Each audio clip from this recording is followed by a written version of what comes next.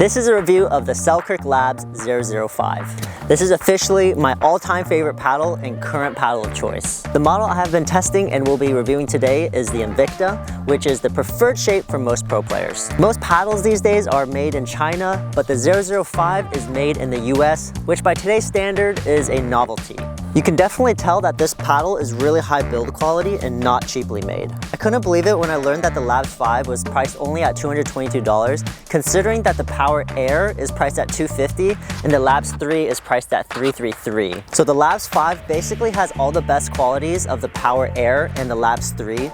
It's like the Power Air and the Labs 3 went Super Saiyan and did a fusion on each other.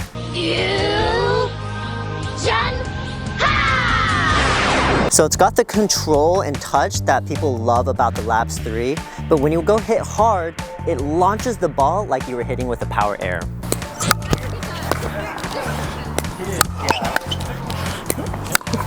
Honestly, I was pretty shocked myself because, to be honest, I wasn't a huge fan of the Power Air or the Labs 3, but this paddle baby is my favorite paddle ever now.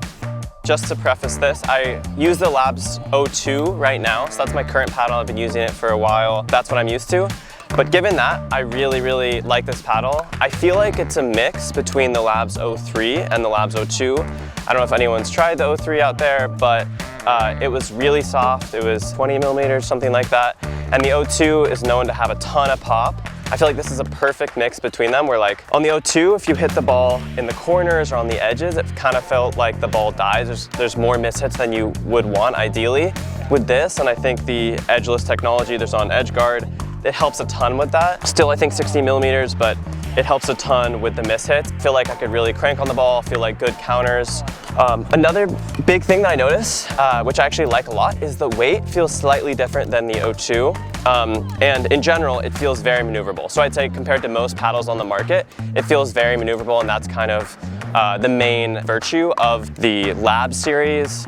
They're really maneuverable at the net. You feel like you could have really lightning fast hands. The weight feels like it's a little more at the head than in the 02. It doesn't feel heavy by any means, but I like it a lot because I feel like I can roll the ball much better with my backhand and my forehand than I can on the 02. I felt like with the 02, it was really maneuverable, but I felt like that little pop and spin with the roll was lacking, whereas with the 05, I feel like it was there. So like I could finally really roll the ball with that a little bit more weight at the top, but it's still like really maneuverable.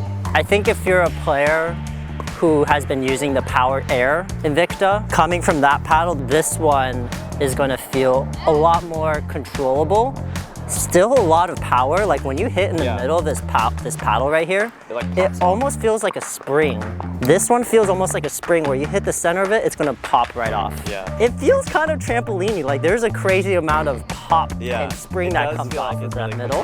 I was actually pretty surprised. Maybe it's because they implemented some of the tech that they used in like the Labs 3, but it feels a bit more plush and controllable. When I was hitting dinks with Dylan on this one, on the forehand side, it felt like my dinks were going exactly where my brain imagined it to go. You could follow through. I could follow through. I don't have to shorten it. It's not coming off really hot. Yeah. But when I'm going with those volleys, it somehow activated that material where it felt like I could really punch through these balls. I mean, one thing, you know, I'm saying that I think it has a lot of touch and has less mishits than the 02. However, I think if you're coming from a paddle maybe like the Selkirk Halo, where it's a huge sweet spot, there's not that many mishits on the paddle, I think. Yeah. This does have more of that. So it does feel like there's a little more, there's more vibration than paddles that are really soft and really controllable. So if you hit on the edges, it feels like the paddle might spin a little bit, and there's a little more vibration. So that might be something to get used to if you're used to like the Selkirk Halo or, you know, a really soft paddle. Well, that was our first impression review of the Labs 5.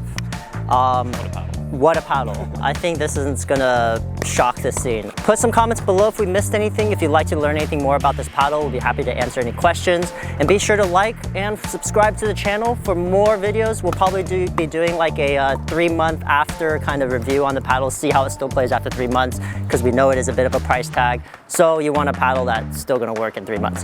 But yeah, hope you enjoyed, and we'll see you guys next time.